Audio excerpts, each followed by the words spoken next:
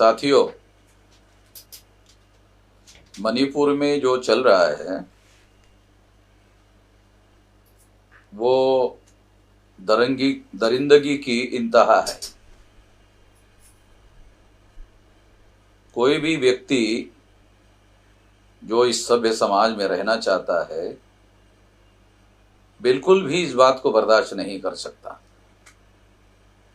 और किसी को भी ये बात बर्दाश्त नहीं करनी चाहिए।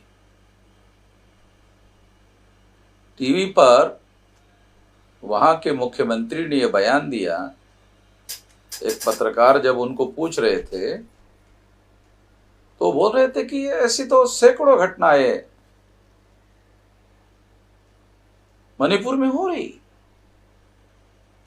और यानी मुख्यमंत्री को निर्लज्जता की हद हो गई। मुख्यमंत्री एक संवैधानिक पद पर बैठा हुआ व्यक्ति है, वो कानून और संविधान की शपथ लेकर मुख्यमंत्री बनता है और उसकी जिम्मेदारी होती है उसके सरकार के यंत्रणा में काम करने वाले पुलिस वालों ने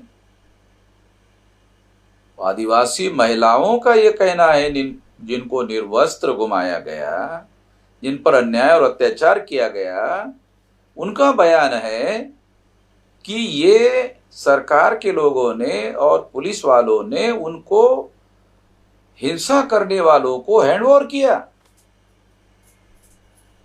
ये तो हैरान करने वाली बात है। और अगर ऐसा है तो अगर मुख्यमंत्री को बर्खास्त कर दिया जाए और उनको हिंसक भीड़ के पास उसको हैंडओवर कर दिया जाए तो क्या वहां के मुख्यमंत्री ऐसा अनुभव लेना चाहेंगे, ऐसा अनुभव करना चाहेंगे? तभी उनको एहसास होगा, रियलाइजेशन होगा। हद हो गई, हैरान करने वाली बात है। इस तरह का बयान की सैकड़ों घटनाएं मणिपुर में हो रही है, सैकड़ों घटनाएं मणिपुर में हो रही है। वहां इंटरनेट पर पाबंदी लगाई हुई है। दुनिया वालों को सैकड़ों घटनाएं हो रही है, मुख्यमंत्री कह रहे हैं, और वो घटनाएं सारे दुनिया वालों को मालूम ना हो इसकी खबरदारी सेंट्रल गवर्नमेंट ले रही है, क्योंकि सेंट्रल गवर्नमेंट के पास इंटरनेट के पावर है।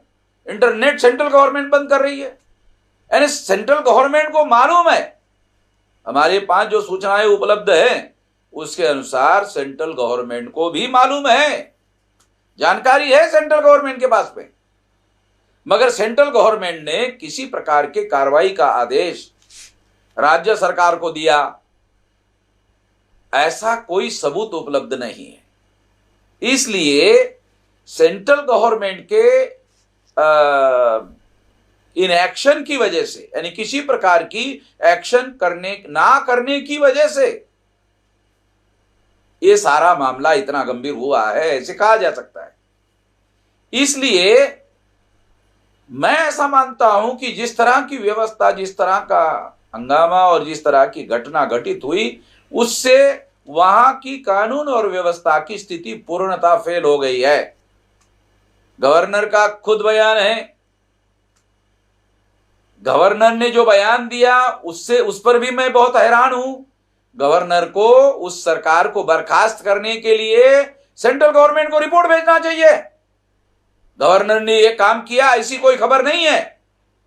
और अगर मान लो गवर्नर ने इस तरह का रिपोर्ट भेजा सेंट्रल गवर्नमेंट को, तो सेंट्रल गवर्नमेंट उस सरकार को बर्खास्त क्यों नहीं कर रही है?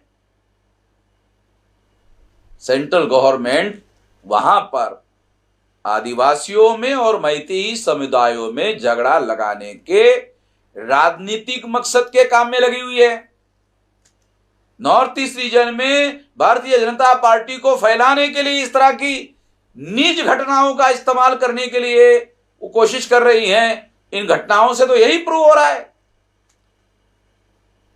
इस तरह की नीचता का प्रदर्शन सेंट्रल गवर्नमेंट भी कर रही है। ये नाकाबिले बर्दाश्त है, इसको बिल्कुल भी बर्दाश्त नहीं किया जा सकता। इसलिए हमने पहले ही भारत सरकार ने जो कॉमन सिविल कोड का मुद्दा उठाया था, जिसकी वजह से आदिवासियों के जो कस्टमरी लॉज है वो खत्म होते हैं, उसके विरोध में भारत बंद का हमने ऐलान किया था। तो उसका तीसरा चरण 27 जुलाई को है, और 27 जुलाई को जब है तो 27 जुलाई को मैं सारे देश भर के कार्यकर्ताओं को आदेश निर्देश देता हूं कि वो प्रदर्शन रैलियों में इस मुद्दे को शामिल करे। भारत बंद में तो वो शामिल ही है, प्रदर्शन रैलियों में इस मुद्दे को शामिल करे, और शामिल करके जिला लेवल पर सारे देश में 31 स्टेट में ये प्रदर्शन रैलियां किया जाए, कमिश्नरी लेवल पर किया जाए,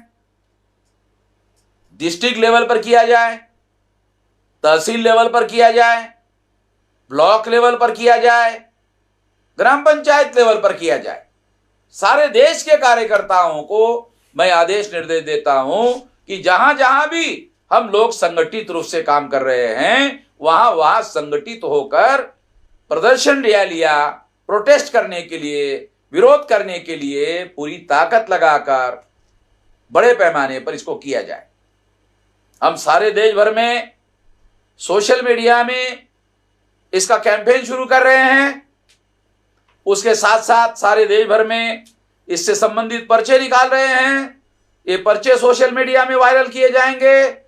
इसके अलावा वॉल पोस्टरिंग सारे देश भर में किया जाएगा। इसके अलावा सारे देश भर में वॉल पेंटिंग किया जाएगा। सारे देश भर के लोगों को इसके लिए पब्लिसिटी करने के लिए भी आदेश और निर्देश दिया जाता है, और पूरी ताकत लगाकर ऐसे किया जाए। मैं ऐसे मानता हूं ज्यादा से ज्यादा लोगों तक ये आवाज पहुंचे, इसलिए पब्लिसिटी पर भी विशेष ध्यान देना होगा, क्योंकि ज्यादा लोगों तक आवाज पहुंचे, ज्यादा लोग प्रोटेस्ट में शामिल हो।